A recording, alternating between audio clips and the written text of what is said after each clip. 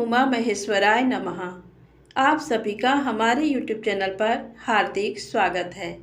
आज सुने 3 पनौती अमावस्या की कहानी। एक गांव में सास और बहू अकेले रहते थे और उनका बेटा विदेश में कमाने के लिए गया था। सास और बहू दोनों एक दूसरे की देखभाल करते थे। एक दिन बहू ने खाना नहीं खाया तो सास ने बहू से पूछा कि आज तुमने खाना क्यों नहीं खाया। तब बहू ने कहा कि सासू माँ, आज मेरा 3 पनौती अमावस्या का व्रत है, इसलिए मैंने खाना नहीं खाया। तब सासू ने कहा कि बहू, ये व्रत क्या होता है और ये व्रत करने से क्या फल मिलता है, मुझे भी समझाओ। तब बहू ने कहा कि सासू माँ, 3 पनौती अमावस्या का व्रत करने से बहुत पुण्य मिलता है। घर में अन्न धन बना रहता है, सुख शांति रहती है तथा अटल सुहाग मिलता है और पुत्र प्राप्ति होती है। इस व्रत में प्रत्येक वर्ष अलग अलग खाना खाया जाता है और विष्णु भगवान के मंदिर में चढ़ाया जाता है या फिर किसी ब्राह्मण को दान दिया जाता है। इस व्रत में पहले साल शक्कर, घी और चावल से बना खाना खाया जाता है। पहले साल व्रत पूर्ण होने के बाद 1.25 किलो चावल और 1 कटोरी घी तथा 1 कटोरी शक्कर का दान किसी ब्राह्मण को दान दिया जाता है। दूसरे साल जौ, घी और शक्कर से बना खाना खाया जाता है। जब दूसरे साल व्रत पूर्ण हो जाए तो 1.25 किलो जौ, 1 कटोरी घी तथा 1 कटोरी शक्कर किसी मंदिर में चढ़ाएं या फिर किसी ब्राह्मण को दान देना होता है। तीसरे साल गुड़, तिल और घी से बने व्यंजन खाने चाहिए। जब तीसरे साल व्रत पूर्ण हो जाए तो आधा किलो तिल, गुड़ तथा 1 कटोरी घी किसी मंदिर में चढ़ाया जाता है या फिर किसी ब्राह्मण को दान दिया जाता है। फिर बहू ने कहा कि इस व्रत का अगर संकल्प लेते हैं तो इसे पूरा करना जरूरी होता है। अगर पूरा नहीं कर सकते तो सास बहू में झगड़ा और घर में अशांति होती है। तब सासू ने कहा कि मेरी तो उम्र हो गई है, लेकिन तुम ये व्रत करो। और बहू ये व्रत का आरंभ करती है। लेकिन एक दिन बहू ने किसी के कहने पर गेहूं से बनी रोटी खा ली और अमावस्या माता इस बात से नाराज हो गई। जो सास और बहू बहुत ही प्यार से रहते थे, उन दोनों में झगड़े होने लगे। सभी गांव वाले भी हैरान हो गए कि ये सब क्या हो रहा है।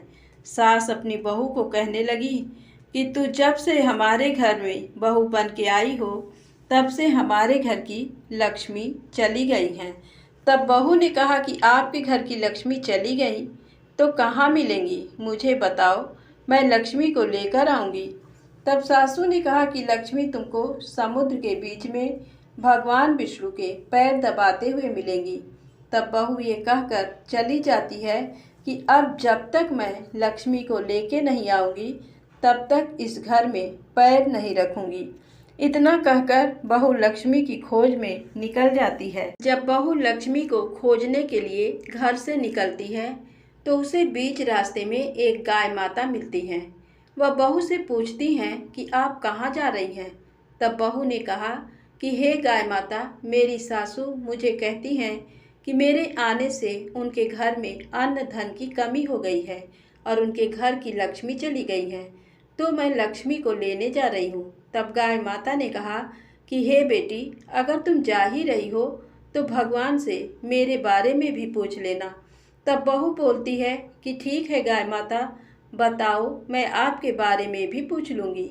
तब गाय माता बोलती है कि मेरा जब भी बछड़ा होता है वह मर जाता है, जिंदा नहीं रहता। तुम भगवान से पूछ लेना कि मेरे साथ ऐसा क्यों हो रहा है, मैंने ऐसे कौन से कर्म किए हैं। तब बहू बोली, गाय माता, मैं आपके बारे में ज़रूर पूछ लूँगी। ये कहकर बहू आगे बढ़ती है। जब आगे जाते ही बहू को एक घोड़ी मिलती है जिसके गले में घट्टी बंधी हुई होती है। घोड़ी ने भी कहा कि बेटी, तुम मेरे दुख का निवारण भी भगवान से पूछ लेना। तब बहू ने कहा, जरूर पूछ लूँगी। ये कहकर बहू आगे बढ़ती है। आगे जाते ही बहू को एक अंधा और बहरा बुजुर्ग मिलता है।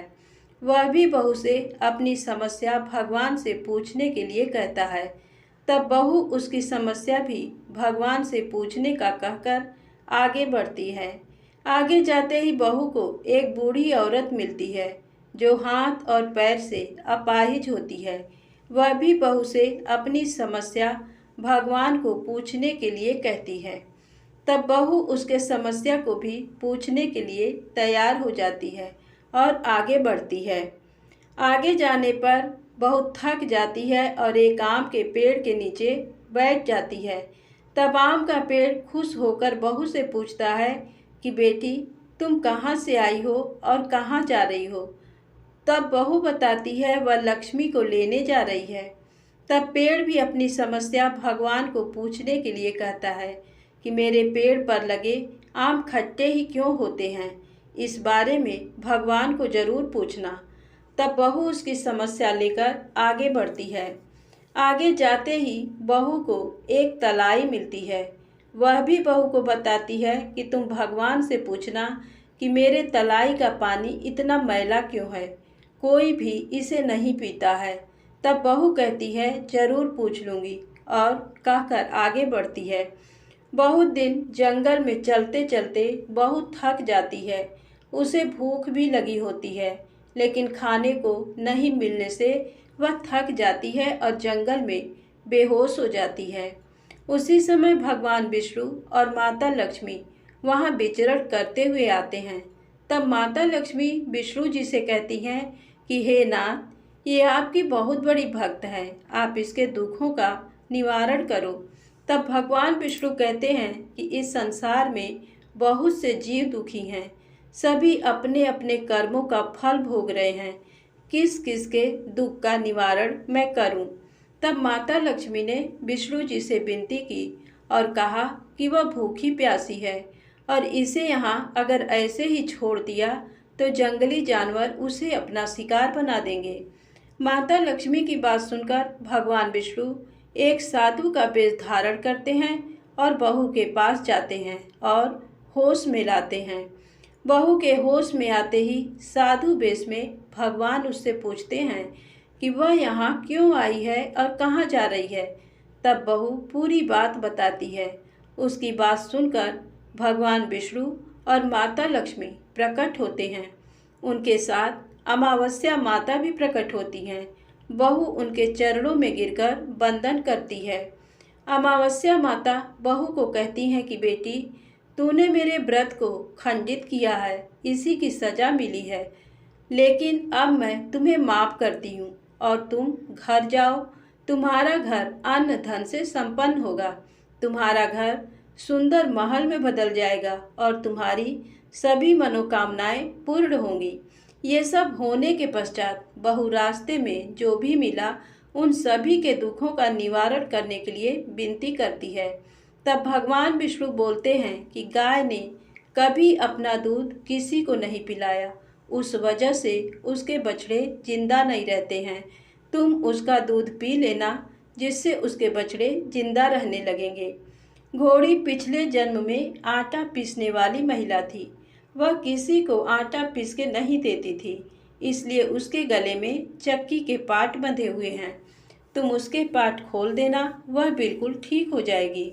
बुजुर्ग कभी भगवान के मंदिर नहीं गया और ना ही उसने कभी भगवान के भजन सुने।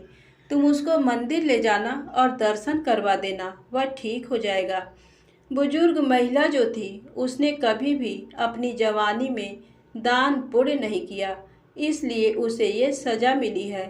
तुम उससे दान करवा देना तो उसकी विकलांगता दूर हो जाएगी। उस आम के पेड़ ने कभी किसी बच्चे को अपने आम खाने नहीं दिए, इसलिए उसके सभी आम खट्टे होते हैं। तुम इस पेड़ का आम खा लेना, फिर उस पेड़ पर मीठे आम आएंगे।